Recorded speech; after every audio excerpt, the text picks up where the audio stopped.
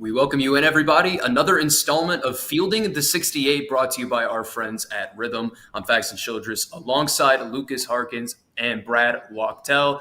We're excited to have you on the program today. There's a lot to break down. It's going to be an absolutely unbelievable weekend of college hoops after a lot of great midweek games, some upsets, some ACC teams that seemingly were locks that stepped on a landmine, if you will, during the middle of the week. So we got a lot to unpack, and let's get right into it with winners and losers as we usually go in this first segment.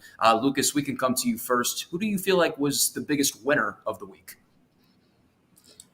Yeah, I think for me, I look at some things that have kind of compounded over the past week. So for me, that's Creighton, Arkansas, and Nebraska. All three have back-to-back road wins. For Creighton, it went on the road and beat Providence. For Arkansas, it's at Texas. Nebraska goes and wins at Oregon and Washington. Creighton, obviously, the team that didn't need as much as Arkansas and Nebraska did, but they put themselves into a pretty stronger seed positioning. Whereas Arkansas and Nebraska, you either have, for Nebraska, it's put them into the field pretty consistently, and for Arkansas, I think you can now make the argument that they can be in the field, or at least be fairly close to it. And Brad, how are you seeing the board from what happened this past week? Who sticks out to you as one of the primary winners? Definitely agree with Lukas. Arkansas and Nebraska by far, I think, are the big winners. Another winner I'll throw out there as well is St. John's. St. John's had only one win against the field heading into their game against Marquette the other night, and they got it done. It's a home win. It's a solid win. That's the one thing that they're really missing from their resume are quality wins against upper tier teams in the field, and they got one. And obviously they have another opportunity tonight at UConn that we'll touch base on later. Yeah, I'm excited to touch base about that, and let's hope for the sake of Rick Pitino that his team can make some free throws tonight, regardless of whether it's a win or lose. That post-game anecdote was pretty funny, and Coach Pitino always providing the classic punchlines. Sticking on winners and losers, Brad, who do you feel like has been a couple of the biggest losers from this past week of college basketball? We had a couple upsets laced in the midweek. Yeah, for me, I'll give you a couple. First of all, I would say UCF. UCF was one of As a group of bracketologists, was one of our last four teams in for most of us, and they lost to Cincinnati at home by 10. They've now lost 5 of their last 6 games, which is they're really trending in the wrong direction after seemingly having such solid result-based metrics. You thought they'd hang around, but they've really fallen off over the course of the last week or two. So not a good loss for them there. And another team that I'll throw at you is Iowa State. Iowa State lost, not a bad loss. They lost to Kansas, but they've been trending in the wrong direction of late. We had them as a 1 seed, and you'll soon find out they are no longer a 1 seed. To no surprise by anybody. But they've kind of struggled of late, and going to be pretty important for them to pick it back up if they want to be in contention for a 1 or even a 2 seed at this point. Yeah, definitely an agreement there, Brad. And Lukas, now throwing things back to you. Who did you view as some of the biggest losers of this past week in college hoops? Yeah, I mean, if Brad's not going to go to the ACC, I will. So for me, that's Pittsburgh and Clemson. Pitt lost at home to Virginia. That's one that you've put now from like a team that you felt pretty decently being in the field a week or two ago to probably on the wrong side right now. At least they are for me. As for Clemson, it's a 3 overtime loss, so it doesn't sting the metrics, especially the quality ones, as much as you think it would. But a home loss to Georgia Tech is a blow to a resume that currently just isn't aging very well. Clemson has just 1 win over the field. It's over a Kentucky team that's now lost 4 or 5 in its own right. The Tigers are still in good shape to make the field, but I think that we've definitely seen them have a seed hit over the past couple weeks. Yeah, and I don't think it helps Clemson either that Penn State was expected to be a quality win at the beginning of the season, and then they've kind of waned and lost a bunch of close and competitive games over the course of their conference slate. So definitely in agreement with you there, Lukas. All right, let's shift gears and let's talk about number 1 seeds. I'm going to go ahead and react to the consensus number 1 seeds, and we've had a little bit of movement on the 1 line once again with a little bit of a flip-flop, if you will. Auburn, Duke, Alabama and Tennessee in that order. Obviously, Auburn's a wagon, 21-1, towards the top of the food chain in just about every metric. Duke is still yet to lose an ACC game. They've got a big game on the road at Clemson, looking to bounce back tomorrow. Nate Oates and the prowess this is with what the job he's done in Tuscaloosa. And then Rick Barnes just keeps plugging along in Knoxville in Tennessee, still sitting at that number 4 overall seed. So, Brad, we can come to you first on this, and I'll let you two divvy up the 2-1 seeds however you see fit. But talk to me a little bit about the one line and the shift and the flip-flop between Duke and Alabama that transpired over the course of the week. Yeah, for me personally, I still have Alabama ahead of Duke, so I get the flip-flop. I think when you start to look at Duke and you try to figure out who's the favorite to get that second overall number 1 seed behind Auburn, I think you do have to lean towards Duke solely because they play in the ACC. And, you look at their schedule and their remaining schedule, they play at Clemson. They still get to play Illinois, which is a interesting game in the middle of conference play. And they get Wake Forest and Carolina, who are on the bubble at the moment. But they have the easiest schedule. So you would expect for them to get the most number of wins, and you kind of expect for them to potentially win the ACC tournament as well. So I would give them the edge over Alabama when it's all said and done. But when we start comparing those two resumes, I do feel that Alabama still has the better resume. They just have the better collection of overall wins. If you look at Duke's best wins, quality win at Arizona, beat Auburn at home, at Louisville. Obviously, you beat Auburn, it's significant. But winning at home is not the same as winning on the road, whereas a team like Alabama beat Houston on a neutral court. They won at Texas A&M. They won at Kentucky. They beat Illinois on a neutral court. They did a lot of damage. They beat Creighton. Did a lot of damage away from home, which for me is way more impressive than what Duke has done. Not to take anything away from what they've done, because they've had a tremendous season. But the two teams are neck and neck, and I'm pleased with what we have as the one line. Purdue is potentially getting close to that one line based on their number of quality wins, and I think that fourth number 1 seed is still wide open. So now that I touch base on almost every team, Lucas, who would you like to talk about? Well, I am the flip-flop because there's only 3 of us, and I'm the only person who changed what they had from Monday. I'm pretty sure you still had Alabama over Duke, and Rocco had Duke over Alabama, and I was the one who switched. And I blame Rocco for that. He really did convince me a little bit on that earlier in the week, and I gave it a further look on it coming into this update. And I did put Duke back ahead of Alabama right now. On the point of the differential in quality metrics, the rankings alone just don't really tell the story of the margin between these two teams. If you just look at KenPom alone, Duke's 9 net rating points better than Alabama on KenPom for the season. That's the equivalence of the difference between Alabama and number 35 VCU. Like, it's a significant difference on those sites, where I think that if they take that into account, and if there is, if there's a number behind the net that the committee has access to that we don't, if they can see a margin differential there, I think that could be a factor that leads Duke towards that spot. But I think, to summarize what you kind of said, there's a top 3 right now and then a drop. Like Auburn, Duke, Alabama. Okay, Auburn 1, Duke, Alabama, whatever order you want, are 2 and 3. After that, you can make a decision between Tennessee or, as you indicated, Purdue for that last 1 seed. But I think Tennessee, as our current last 1 seed right now, is pretty significantly behind that Auburn, Duke, Alabama group. Yeah, and Lucas, I think you hit the nail on the head. There seems to be a big 3, if you will, that's kind of separated from the pack, with Bruce Pearl and Auburn being the top dog of that 3.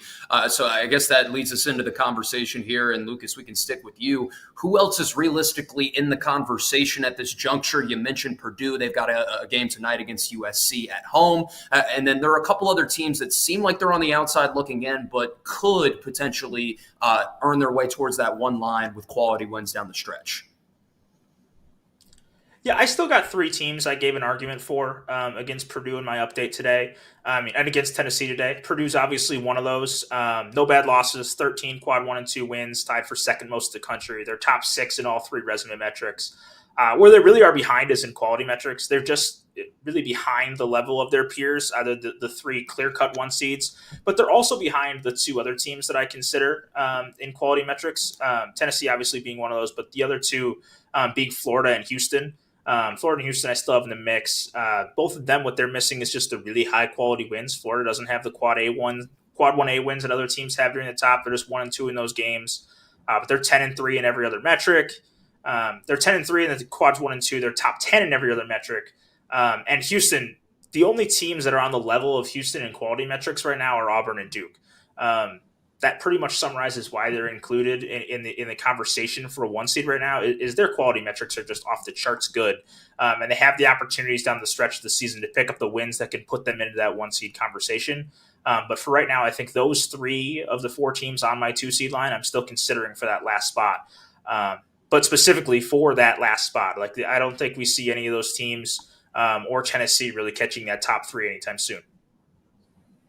Yeah, and I like the Houston shout. Obviously, they're number 1 on T rank. They're top 5 in adjusted offense and adjusted defense. It's an interesting profile with 3 of their 4 losses coming in overtime. They just haven't really been able to show up in OT outside of what in the world happened in Allen Fieldhouse a couple weeks ago with the miracle in Lawrence, if you will. But Brad, we'll throw things to you now. Talk to me a little bit about how you see the one line, and talk to me a little bit about how you see these other teams fitting into the picture. Yeah, I think Lucas put it nicely. Another team that I kind of view as a dark horse. They're not quite there for the 1 seed line. Is it Texas yet. A&M? Oh, it's Texas A&M. It is definitely Texas A&M. Texas A&M, 4-3 against Quad 1A opponents, 4-2 against Quad 1A road neutral opponents, 11-5 against Q1-2. Their result-based metrics are top 7 at the moment. Their predictives are not quite there yet. But I will say, taking a look at who Texas A&M has, on their schedule the rest of the way, they still get to play at Missouri. They still get to play Tennessee.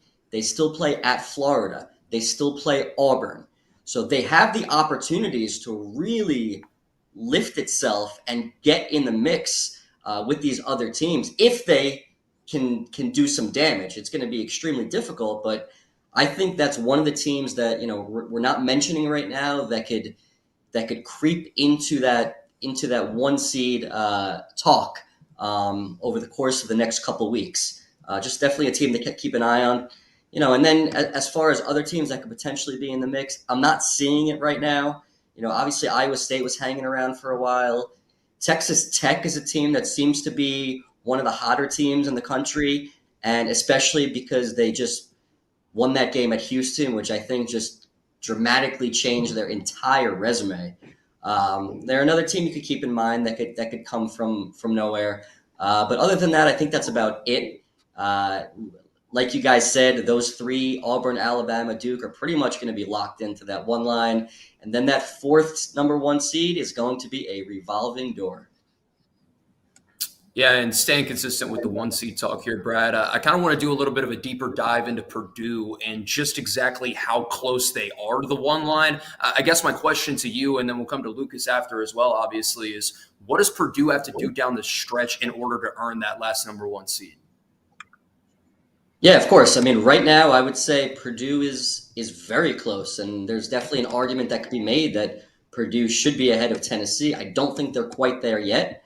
But one thing we have to look at is what do their opportunities look like to really move the needle? And looking at their schedule, they get at Michigan, they still get to play at Michigan State, they still get to play at Illinois, and that's what I like to see. I like road games against top 5, top 6 seeds, and that's what the selection committee loves too. So if they could really go on a run and continue their hot streak, I think they can absolutely break the 1 seed line. I don't think it wouldn't even take a run of them, being unbelievable in that stretch. If you take a look at their metrics, they have their strength of record is number 6, KPI 3, WAB is 5.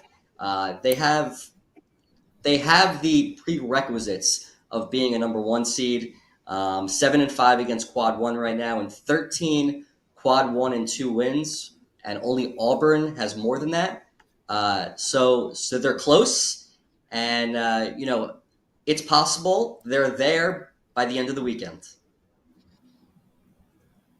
Lucas, talk to me a little bit about the Boilermakers. Obviously, a big one tonight, and you got to be able to get the job done against USC. But are you sharing the same sentiment as Brad? As you could be on the one line if you're a Purdue fan by the end of the weekend? Yeah, I think so. I mean, the margin is pretty thin, I think, but when you look at things like just a holistic view of the one seed line and those teams that are in consideration for it right now, and if you do specifically a 1-to-1 check, Tennessee versus Purdue right now, both teams have quality records against the top teams. Tennessee's 4-2 in Quad 1A, Purdue's 3-3. Tennessee's 7-4 in Quad 1, Purdue's 7-5. There really isn't that much differential in how they've played against the top. And then you look at the metrics. There's 7 metrics on the team sheet. Of those 7, Tennessee ranks higher in 6.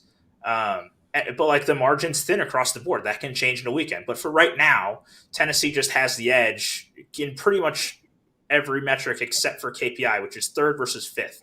Otherwise, Tennessee's ahead, and especially in the quality metrics, 4 versus 11, 4 versus 7, 6 versus 10. They're just a few spots ahead in those spots where Tennessee gets the edge for right now. Over Purdue, but certainly the margins here are thin enough where not even just Tennessee or Purdue, but you could see a Houston, maybe even a Florida, making that kind of push within the next week or two pretty quickly. And then, Lucas, I want to stick with you for one more team before we take our first break of the program here. You actually predicted that Brad was going to say Texas A&M was a dark horse to get on the one line. So this is clearly something that you're seeing with your data scrubbing as well. And obviously, this is a team that's been trending in the right direction under Buzz Williams. Talk to me a little bit about what you see from the Aggies and I guess what more they need to do down the stretch. Yeah, they're the resume I've been most pleasantly surprised with the past week or two. I had them a 2 seed coming into the week for the last show, and they haven't played since then. So pretty much rock solidly sitting there on the 2 for me. Resume metrics are all top 7. They're 11-5 against the upper 2 quadrants, 7-5 in quad 1. They're in really good shape there. I think the 1 seed talk is probably a little premature compared to the rest of this group. Like if you look at, Purdue, Houston, Tennessee, all those teams are top 10 on average across quality metrics. Texas A&M is 16th. I think they really need to boost that up before they can really get into the 1 seed conversation. But I think they're certainly in the 2-3 right now and in pretty good shape to stay as a protected seed for the foreseeable future. Yeah, definitely in agreement there. All right, we're going to take a quick break here on the program. I want to tell you guys real quickly about our friends at Rhythm. Whether you're a seasoned bettor or aiming to dominate your college basketball betting, March Madness pool, NBA, golf, and more, Rhythm gives you the competitive edge. You can combine Rhythm's analytics with the Field of 68's expert insights for the ultimate college hoops experience. Don't wait. Download Rhythm today and transform how you bet, bracket, and enjoy college basketball. We've got Bubble Talk coming right up for you guys on the other side of a quick break here on Fielding the 68. Now that the college basketball season is in full swing, you need to make sure that you have access to the best betting tool on the market, the Rhythm app. Spelled RITHMN, is a data-backed app that uses AI and analytics to identify inefficiencies in betting lines and the player prop market that will allow you, the user, to profit. You can create customized, analytics-driven betting models tailored to your personal preferences as a bettor. Users have access to up-to-the-second against the spread data. And if you're like me and you understand pictures better than numbers on a screen, Rhythm's internal trend analysis provides you with the kind of graphs that will allow you to evaluate past results and project future performance in a visual way. Every Division I college basketball team is included in the Rhythm's metrics. Free subscribers to the Field of 68 Daily will get 25% off for a Rhythm subscription. Use the QR code on the screen to sign up or download at the link in the description. We welcome you back in, everybody, to Fielding the 68, brought to you by Rhythm on Faxon Childress, alongside Lukas Harkins and Brad Wachtel. We got a lot to talk about here in the upcoming segment, and I'd go as far as saying this is probably everyone's favorite segment because it creates a lot of controversy. Bubble talk. There's going to be controversy on Selection Sunday. Going to be controversy right now in the chat, I'm sure, for everybody tuning in on Field of 68. So, Brad, we'll come to you first for a last 4-in preview after what happened this week during college basketball. How are you seeing the last 4-in as of right now? Yeah, I mean, if you're a fan of the SEC, you're absolutely loving it. Right now, my last 4-in, I have 3 SEC teams. We got Texas, Vanderbilt, Arkansas, and from the ACC, Wake Forest. So I'll start with Wake Forest. Biggest reason why I think Wake Forest is in the field right now, they're 11-6 against quad 1 through 3 opponents, which is a very impressive record when you compare that to the rest of the bubble. They don't have the high quality wins. They just have one win over my current field, and that's against Michigan on a neutral court, which is a good win.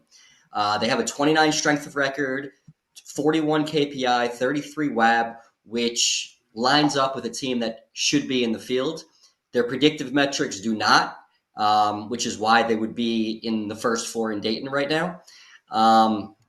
Still have a ton of work to do because there are so many landmines in a league like the ACC, so they got to continue winning games. And if they do end up getting into the field, you're probably going to see Wake Forest finishing with a tremendous record, overall record at the end of the season. Next team I'll talk about is Texas. Texas has slipped over the course of the last week. Obviously, they lost at home to Arkansas. And, take a look at who they've beaten. They have quality wins. They beat Texas A&M, Missouri, and they won at Oklahoma. Strength of record is 44 at the moment, which is okay.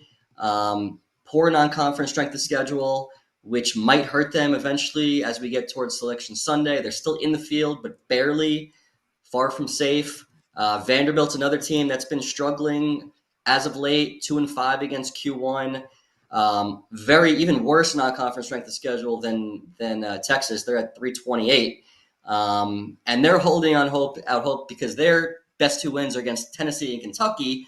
Both of those games were played at Vanderbilt. Good wins, but we'd like to see them do something away from home. I think that would really benefit them tremendously. And then my last team in kind of surprised me, Arkansas. Arkansas, as Lucas mentioned earlier, they had the best week of any other team in the country, winning at Kentucky, and then, of course, winning at Texas, a fellow bubble team.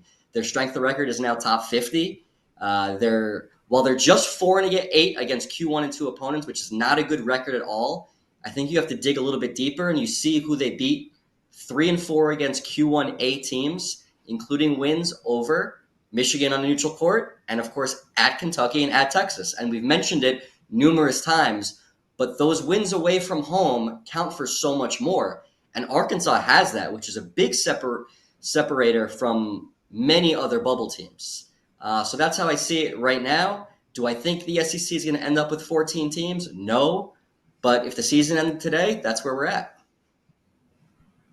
Yeah, and it feels like the bubble is shaping up to be a ton of SEC teams as of right now, just kind of jam-packed in. Are we trending towards getting 13 or 14 in potentially? I mean, we're getting to the point where it's crazy. You might as well just let the whole SEC in, except South Carolina, of course, who hasn't won a game yet. Lucas, we'll throw things to you now for some last 4 in talk. Talk to me a little bit about how you're seeing the bubble after this past week. So you were just upset that I mentioned Clemson negatively earlier, and you just had to throw a dig at South Carolina in there just to make sure it got done. To. Just to get the balance in there. Come on. So for me, my last 4 in right now, it's a little bit weird because I think that for me, I felt more like a last 3 in. My last 4 in are San Diego State, BYU, Vanderbilt, and Arkansas. Starting with the Aztecs, I actually feel a little bit better about their positioning than the other 3, hence my last 3 in combo. I really think that they're a team that would be in the field right now, and I feel pretty good about that. They haven't really hurt themselves to end up in this position. They've won 4 straight, but none of them are needle movers because of just kind of the nature of their conference strength of schedule right now. They have less margin for error than other teams in the bubble, but they've avoided those errors. They've really fallen to the spot, really, for me, as a result of Nebraska and Ohio State having good weeks. To move up ahead. They're still a step ahead of the cut line for me. I don't think they're in as much danger as these other teams right now. As for BYU, missed a big opportunity at home against Arizona that could have put them into a stronger spot. But I think right now you put them in, can kind of go either way with BYU. Resume metrics are a little below average, I think, for the rest of the bubble. They don't have a quad 1A win. They're under 500 in quad 1-2 games. No one has stronger quality metrics of teams in the bubble, though. They get back-to-back winnable but pretty tough road games coming up where they can kind of change a lot. Their road, as we've talked about a bunch here, can change a lot for a team, and they get those opportunities coming up. Florida, Vanderbilt, I don't really have a whole lot to say on compared to what Brad already brought up with Vanderbilt, except, They have an upcoming homestand. They get Texas and Auburn, where that's a tricky spot where even if they win a couple of those, if they win one or two of those, get some Memorial magic. What they're really missing is being able to prove stuff away from home so far this year. So after Texas and Auburn is when I really start looking at Vandy playing 3 of the next 4 on the road, and where they can go for there. I think Brad hit Arkansas kind of on the head. Back-to-back road wins over tournament teams, or at least quality teams, has them back on the right side of the cut line for me. They go home, they get to face Alabama. Not exactly a prize, but what it does is it gives them another opportunity for a Quad 1A win. They have 3 of those already. That's 2 more than basically anybody else around the cut line right now. They pick up a 4th in that game. Obviously, a tough one. They get Alabama's as good as anyone in the country. But if they're able to get that one, they've put themselves in a spot where they pretty much are guaranteed to at least have one really positive thing in their pocket compared to the rest of the cut line come March. Yeah, and that could be the big separator come March on the bubble for Coach Cal and his Razorbacks. And obviously, it's been really cool to see such a drastic and quick turnaround. It feels like they've really flipped the switch and kicked things into gear. So we'll see if they can continue that momentum, forging it forward. Now time to look at the consensus last 4 in. Obviously, you guys got it from Brad and Lucas, but we've got Texas, Wake Forest, Vanderbilt, and BYU as the consensus here on Fielding the 68. So a lot of continuity, obviously, and clearly. Wake Forest obviously seems to be one of the teams that is still searching a little bit for those wins away from home, as you were talking about with Vanderbilt as well. Those 2 teams really got to kick it into gear away from their home stadium going forward. But let's shift gears and let's talk first 4 out. Lucas, we can stick with you here on the first 4 out. You mentioned Arkansas is on the right side of the cut line. Who's on the wrong side of the cut line as of right now? Yeah, so a few teams I've already talked about, actually, and a pretty heavy ACC influence in my first 4 out. So for me, I have first 4 out being Wake Forest, SMU, UCF, and Pittsburgh. Obviously, Wake Forest is a team that I think the other 2 had in the field today. I don't, and I'll get to why, but I think as a reason for why they should be in the field, 34 average across resume metrics, 29th in KPI, really gives them an edge over teams like BYU, who's sub 50 in resume metrics. They also don't have a bad loss. Brad really put a lot of good points as to why they should be in the field. My difference with Wake Forest is I actually compare them to the next team on my list in SMU. And I feel like SMU is a team that's in very few fields right now, if any. And that's a team that when you compare these 2 directly, how much is one home win over Michigan, which is Wake Forest's only Quad 1 win, really differential?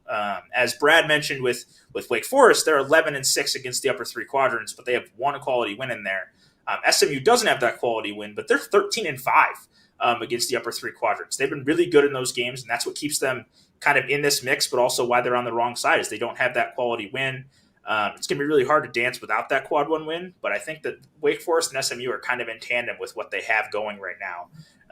For UCF, on the other hand, they got 3 Quad 1 wins, but they're just 4-9 against the upper 2 quadrants. So, like, they're putting a little bit more stretch on how much can quality wins really push you, and their quality metrics average at 60th. They've lost 3 in a row, but they get 3 of their next 4 at home.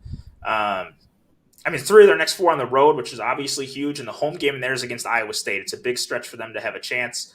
And Pitt's, obviously, we talked about them earlier with them struggling lately. Back-to-back really tough losses, especially against who they are, Wake Forest and Virginia.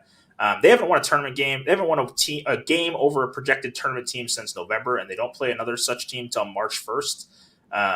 While not games over the projected field, what they have next are road games against North Carolina and SMU, and it's hard to find bigger bubble battles than when you put those 3 teams together in the ACC. Yeah, so it felt like an SEC party on the last 4 in. First 4 out seems like an ACC party. Brad, how are we seeing it on your end? Yeah, so my first 4 out, BYU is number 1, just missing the cut. Earlier in the week, I had them in my field. They dropped out after losing to Arizona at home. Not a bad loss by any stretch of the imagination. But for me, I still need to see more from them, more from BYU's resume. So I feel like they're just 2-5 against Quad 1 opponents. They only have 1 win over the field. Beat Baylor, which is a good win. Baylor is projected 9 seed at the moment, so I wouldn't call it a great win. They also beat another bubble team, UCF. Top 50 result-based metrics is good. But other than that, there needs to be something. There needs to be something more that they could really hang their hats on. I'm not seeing it yet. They play in the Big 12. They have opportunities to get there. So that's one team that is just out of the field. When I compare them to a team like Arkansas, just those wins by Arkansas is just puts them a step up. Next team that I have in my first 4 out is Xavier. Xavier is only 1-8 against Q1 opponents. Not a good record, but that one win is a big one at Marquette, which is huge. And they beat UConn, which is also a quality win. 53 strength of record at the moment. They need some quality wins. But the problem is, due to the Big East being so down, they only have one quality game remaining on their schedule. And that's against Creighton at home.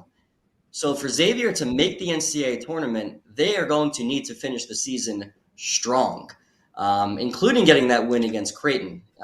Doesn't mean they need to go undefeated, but they better have a tremendous record by season's end if they want to get in.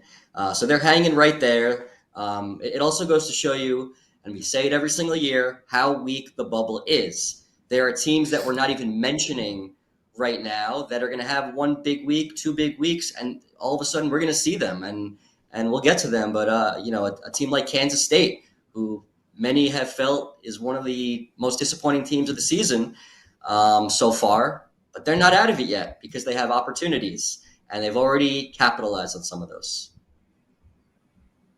Yeah, and Kansas State obviously playing vastly better ball as of the last 2 weeks. They've got ample opportunity on the horizon going forward as well. If they get to win against Kansas, things start to get a little bit weird for Kansas State, and we got to start taking them a little bit more serious. So we'll see if they can continue this momentum and continue to forge in the right direction. I will say this.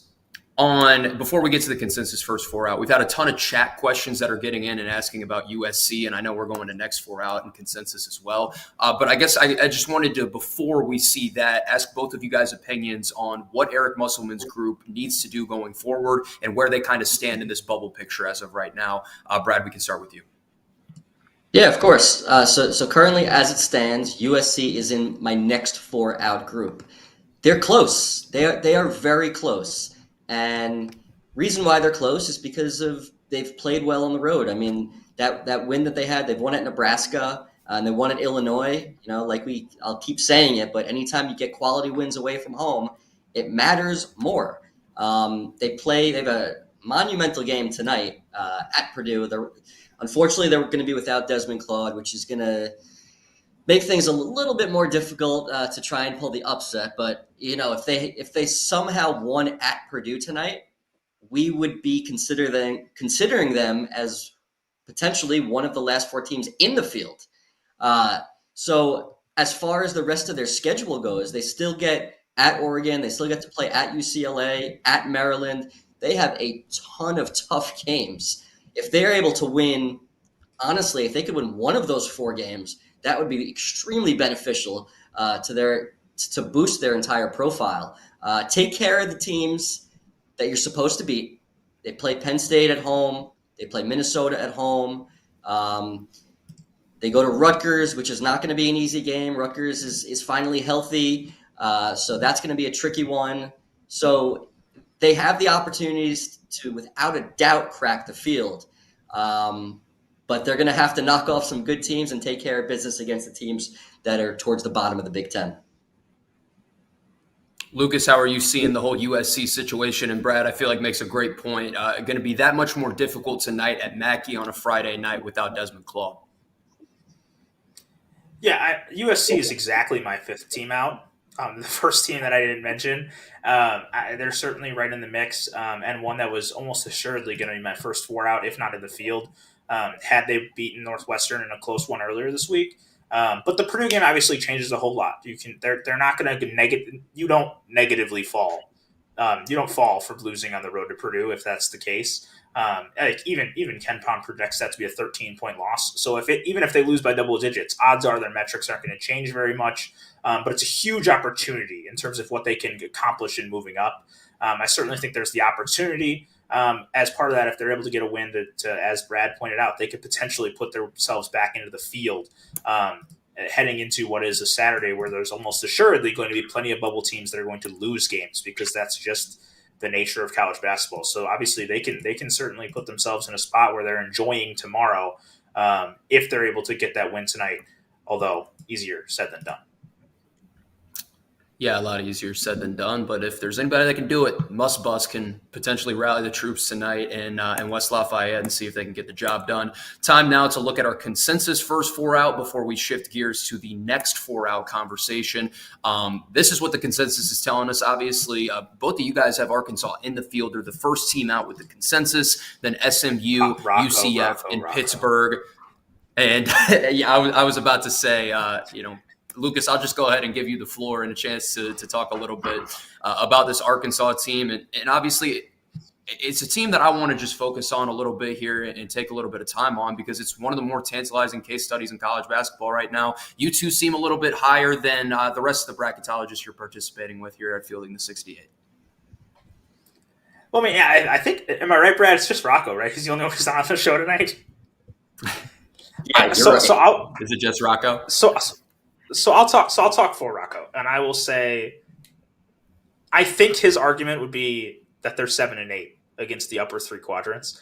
I know that's a metric he looks at fairly consistently as he looks at your record in what he calls meaningful games, and they're under 500 in those games. I think that's where they fall short compared to some other teams in the mix. That being said, I mean, 3 of their 4 quadrant 1 or 2 game wins are in quadrant 1A, and that's where I put them ahead of the rest. I mentioned this in my last 4 in, but Arkansas just has the level of top-end wins, not just the level of top-end wins, but the number of those top-end wins that nobody else really has on the cut line conversation. Obviously, there's a bunch of teams in the country with 3 or 4 quadrant 1A wins, but when you look at teams that are right on the cut line right now, there really aren't any of those groups, aren't any of those teams that are there. You look at teams like Nebraska has 3 as well, but we've put them pretty safely in the field.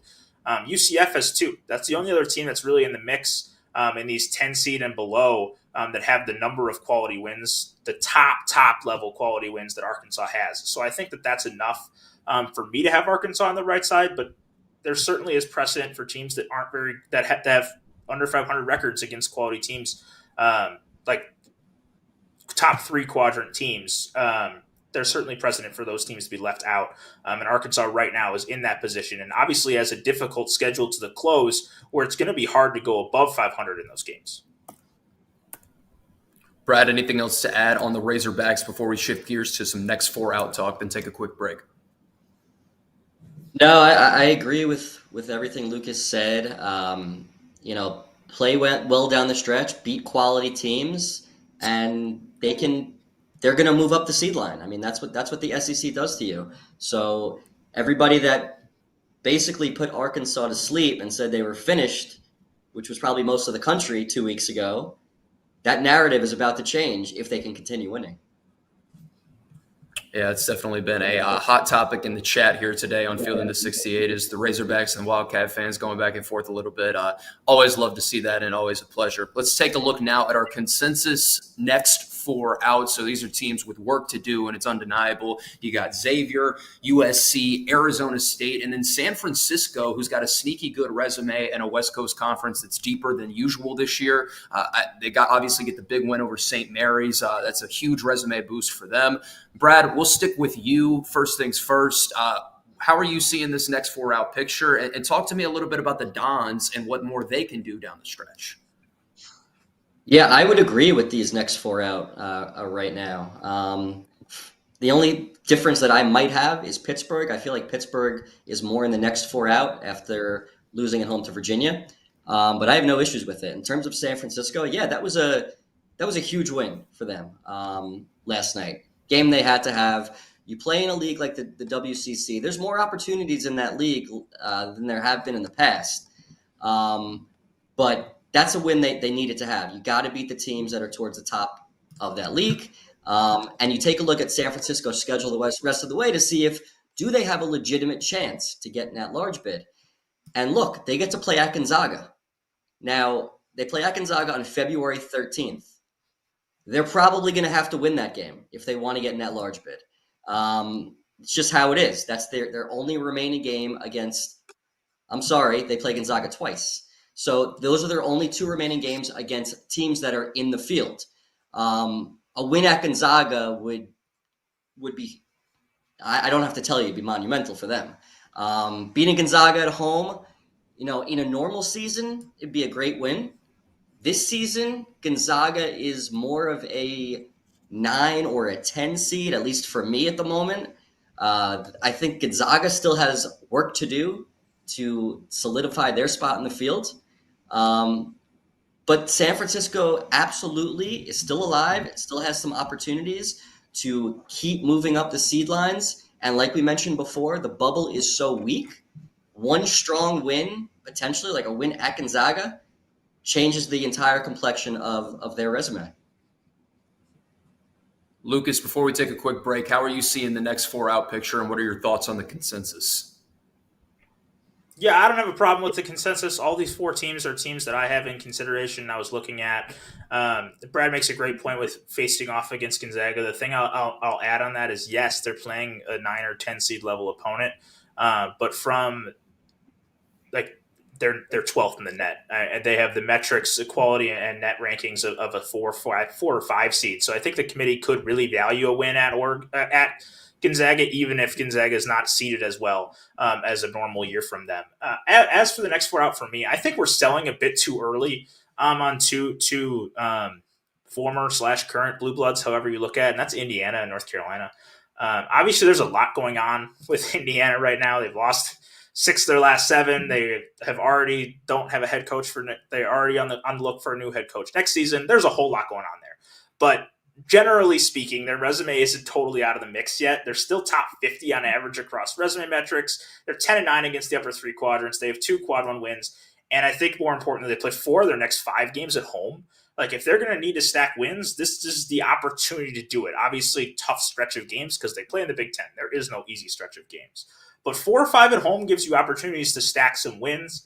As for North Carolina, they're top 40 in quality metrics across the board. They're still in the mix too. 9 and 10 against the upper 3 quadrants puts them in some position. Of their 10 losses, 7 of them are quad 1A. Of the losses, 7 are quad 1A. So they really have played a tough schedule to get to this point. And I think they're a team that we could go from not having even in the first or next 4 out as a consensus to we'll see what happens over the next 4 days. On Saturday and Monday, they get Pitt at home, Clemson on the road. Those are your opportunities to really put things together. In an ACC schedule that doesn't have that many opportunities, this is the chance for North Carolina.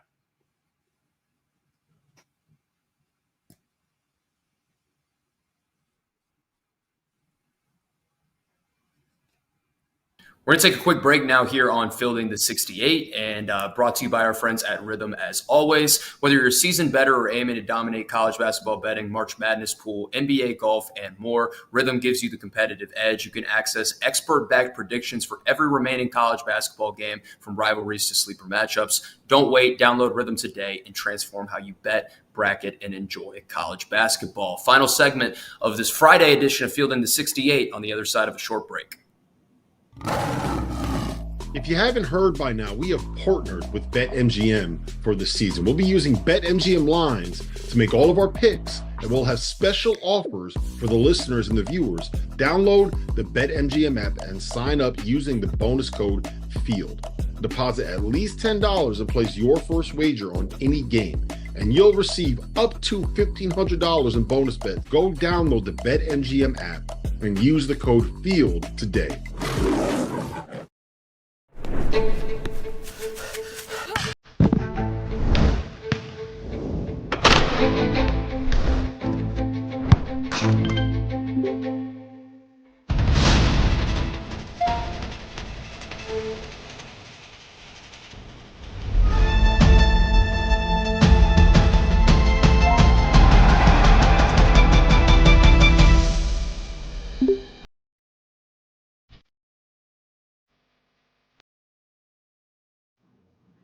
We welcome you back into Fielding the 68, brought to you by Rhythm. Time now for some deep dives into certain teams that, potentially trending up, potentially trending down. And then, of course, we'll cap it off, as always, with some games to watch and going around the horn, previewing the weekend of college basketball. Brad, we can start with you.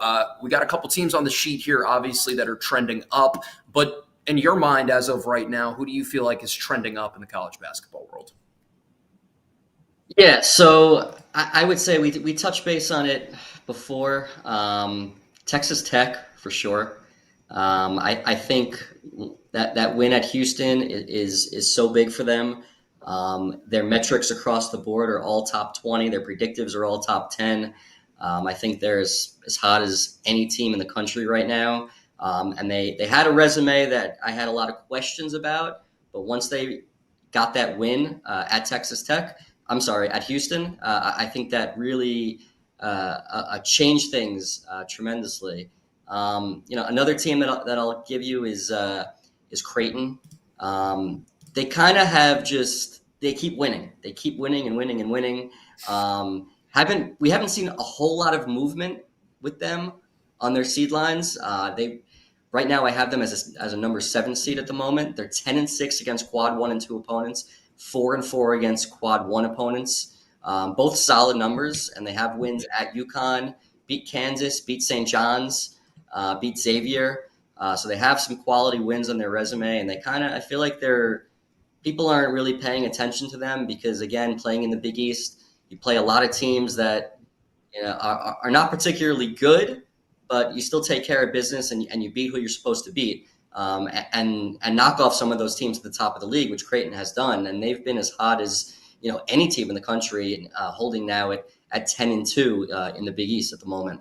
And then another team I'll mention as well is Arizona. Arizona continues to rise up my seed lines. I currently have them as a 4 seed. 6-6 against quad 1 opponents, had a nice win at BYU earlier in the week. Top 20 strength of record, and their predictives, their BPI, KenPom, and Torvik ranks are all top 12. Their BPI is number 6 in the country.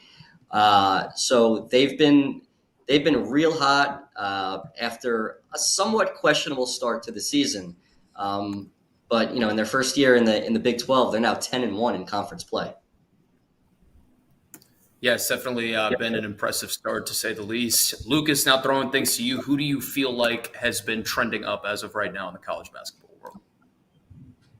Well, Brad, I'll one-up your Creighton as a 7 seed, and I have Creighton as a 6. I think they've played really well, to your point. And I think they're certainly a team that I was going to discuss here. The other one I'll say is UCLA. They've won 6 in a row. You mentioned Arizona being 6-6 in quad 1. UCLA is now 6-6 in quad 1. They're 4-1 in quad 1A. Those 4 quad 1A wins is tied for the 3rd most in the country. Only Auburn and Alabama have more than that. And Kentucky tied for 4th most. Kentucky has 6. Kentucky's been fantastic. I'm ready to talk about them when we get to trending down teams. I think we'll talk about Kentucky, and I'm not quite there yet with them. I still think that they're in good shape. But UCLA has gotten up to 4-1 in quad 1A, and that's put them into a 6 seed for me. I think they've played really well over this stretch. They've got wins over Wisconsin, USC, Oregon, and Michigan State. That's 3 tournament teams and 1 bubble team in there. They're in pretty good shape right now, and I think that they're a team that can continue to trend up as they get through their next stretch of games. They're favorites in 4 of their next 5, with the only one they're not being, and on the road against Illinois. Another opportunity for them as they continue to build up some really quality wins over this stretch, and putting themselves into a dark horse maybe for a protected seed with how many games they have that are momentum changers in the Big Ten. Yeah, definitely in agreement there. And, Lucas, you queued it up, so I'll let you have the floor to kick off who's trending down as of right now. But you don't feel like Kentucky is trending now. You feel like they're in a pretty good spot still? Well, they're obviously not playing as well as they were earlier in the year. They've lost 4 of their last 5. But, the win in there is on the road over Tennessee. That matters. And I think that, yes, they haven't played as well as they were earlier in the season. But if you go back to before this stretch, before 4 and 5, they were 21st in KenPom before the start of this stretch. They're 24th now. Their metrics haven't changed all that much negatively. They're still top 26 in every single metric across the board. And they're 7-7 against the upper 2 quadrants, but 6 of those wins are in quad 1. That is 2nd most in the country. Only Auburn has more. I still think Kentucky maybe has fallen out of a protected seed right now, but I think at worst they're a 5 seed still. And I think they're in a really good spot still, and a team that's good. And once they get healthier and healthier, they'll start picking up some more wins here down the stretch, and I think they're still a contender for a protected seed, but at worst a 5 right now, heading into what they play 3 of their next 4 games at home, including a return trip to take on Tennessee again on Tuesday. Brad, throwing things to you now. How do you see kind of the trending down category, and what are your thoughts on Mark Pope's Wildcats as well? Yeah, first of all, I'll say just in general, as a society, everything is what have you done for me lately? That's just how our society is. So, but the great part about the NCAA tournament is total body of work, which is what the selection committee, the selection chair always says. So just because you had a bad couple weeks doesn't mean your entire season is ruined. So in terms of who I believe is trending down, Mississippi State, for me, over the last few weeks, had them up as high as a 4 seed. I actually have them all the way down to an 8 seed at the moment, which has been kind of surprising to me. But you take a look at what they've done over the course of the last couple of weeks. They've now lost 3 of their last 4 games, and they've lost 5 of their last 7 games. Now, who are those losses against? Missouri, Alabama, at Tennessee, at Auburn, Kentucky. They're not bad losses, but they're losses nonetheless. And playing in the SEC has its positives, but it also has its negatives, because if you're not taking care of business, if you're not continuing to win games, most importantly at home, because we know how difficult it is to win on the road. They just lost their last 2 home games to Alabama and Missouri. You're going to be in for a losing streak, and their profile has taken a significant hit over the last couple of weeks. With regards to Kentucky, I actually have them as my last 4 seed right now. I still really like their resume. 6 Q1A wins. I mean, what other team in the country can say they have 6 Q1A wins? Only Auburn. So that is something that's going to stick with Kentucky all the way until Selection Sunday, that I think is going to give them the benefit of the doubt in terms of their seeding. If you look at what their conference record is right now, they're 4-5. Not good. But conference record doesn't matter in terms of the NCAA tournament. Again, total body of work. They're just fine. They're fine. Win a game, and they'll start heading in the right direction again. Brad, I got a question for you. Because I actually don't have the answer. I've been thinking about it this week, and I just don't know. Because obviously they had such an incredible, strong start to the season. They have wins that have aged really well over Texas A&M and Alabama. At what point do we worry about Oregon? Ooh, that's a great question. Oregon is definitely another team that's trending in the wrong direction. When they were playing, I still have them as a 7 seed, but yeah, when they were playing for millions of dollars in that tournament in the Players Era Festival, they looked unbeatable. Once Big Ten play started, it's just not the same. And the committee took away how you play in your last 10 or your last 12. I get that, but how has Oregon played when the season ends? How have they played in their last 20 games? I think that means something. For sure. Those key wins were at the beginning of the season. I think those key wins still matter, and they should still be used to benefit Oregon come the NCAA tournament. But if they want to really get as good of a seed as they could possibly get, they better start showing some improvement, and at the very least start taking care of business at home, because they've been losing some games at home, which the Big Ten, more so than any other league in the country, playing on the road is so difficult. You got to win your home games. So it's going to be very interesting to see how they play the rest of the way, and if they're able to kind of flip a switch and get back to where they were at the beginning of the season, or at least close to it. Lucas, I guess asking you now to expand on that, where are your thoughts on Oregon, and how do you kind of view them stacking up in this?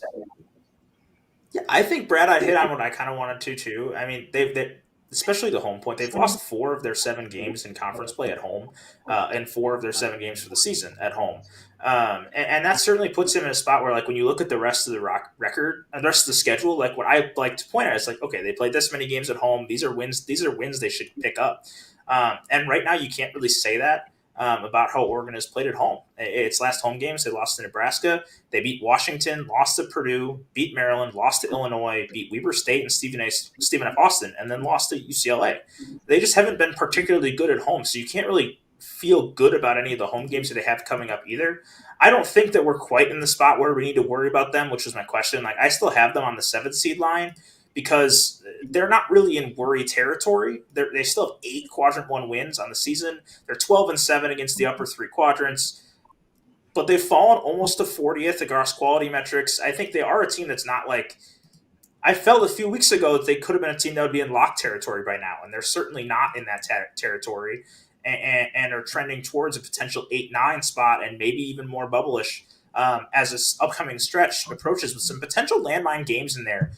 Rutgers, when they're healthy, is a tough team to beat at home. They still go at Iowa and at Wisconsin in there. Like, it's a tough schedule in terms of, like, they don't really play any of the top-end teams down the stretch outside of Wisconsin and Michigan State in the Big Ten. So there's games there that we think that there's no really bad losses in the Big Ten, but there's actually pretty mediocre losses potentially on Oregon's remaining schedule.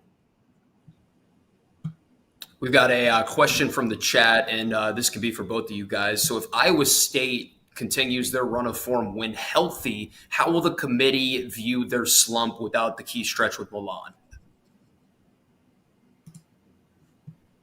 I'll take that's that. Certainly fair. Go ahead. Okay. So what I was going to say is, of course, their struggles right now without him, they've lost a few games. I think it matters, but I think it's going to matter once he returns. How do they play?